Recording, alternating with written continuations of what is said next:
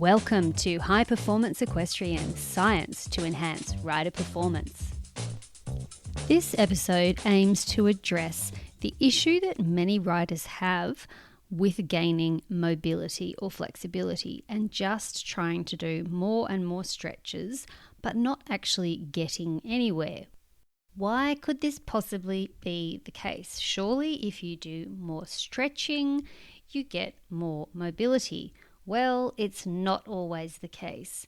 And what we have to realize, first of all, is that just because muscles are tight doesn't mean they're strong. Muscles can be tight and weak.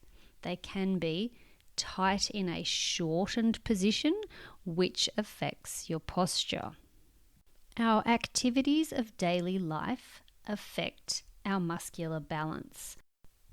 If you spend a good deal of your time in sedentary or seated postures, then you may already be aware of some of the effects this can have on your body. For example, when we're seated, we're often doing something in front of us. We might be typing on a computer, we might be driving, and this leads to shorter, tighter muscles in the front of the chest and the shoulder, and also elongated muscles across the upper back. This can lead to excessive forward curvature of the spine behind the ribs, so the thoracic spine and the cervical spine, the neck. In addition, it can affect your pelvis, hip, lower back area. You may have a pelvis that is tilted to the anterior. This would show excessive curvature of the lumbar spine and also very tight through the hip flexors because your hip joint is always bent while you're seated. In addition, you can have tight hamstring muscles, particularly the ones that cross the knee joint because the knee is in a flexed position. The effects of spending a lot of time in a sedentary posture can be detrimental for the equestrian rider for several reasons. One, of course, is that we have decreased mobility. But even more detrimental are the long-term effects of riding with this type of imbalance in our posture. So excessive forward curvature of the thoracic spine, excessive curvature of the lumbar spine, the shortened hamstrings, the shortened hip flexors. If we sit on a horse with that posture and then we start to put force through the spine, we're really asking for trouble long term because the spine will not be in the optimal alignment to be able to withstand the forces over time. So what do we do about this? How can we fix it? Of course, a lot of people go straight to stretching. They think, right, my lower back is tight, I'm going to stretch. My hip flexors are tight, I'm going to stretch. And they stretch and they stretch and they stretch. And yes, stretching is useful and it will get you a little bit of relief. It'll get you part way. But what we really need to do is balanced resistance training or strength training, if you like. And I did address this in my episode 8 podcast as well. The point is, flexibility training is only one aspect of creating mobile joints. And tightness does not always respond best to just more stretching. We need both mobility and stability evenly around the whole joint. The other thing to keep in mind is that tight muscles are not necessarily strong. Usually they're weak.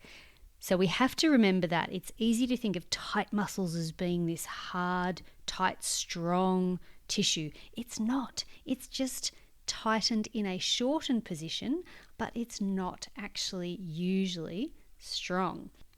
When we approach something like tight hip flexors, the remedy is to look at strengthening both the opposing muscle group and the one that you're perceiving as tight, because the opposing muscle group is probably also weak but in an elongated position.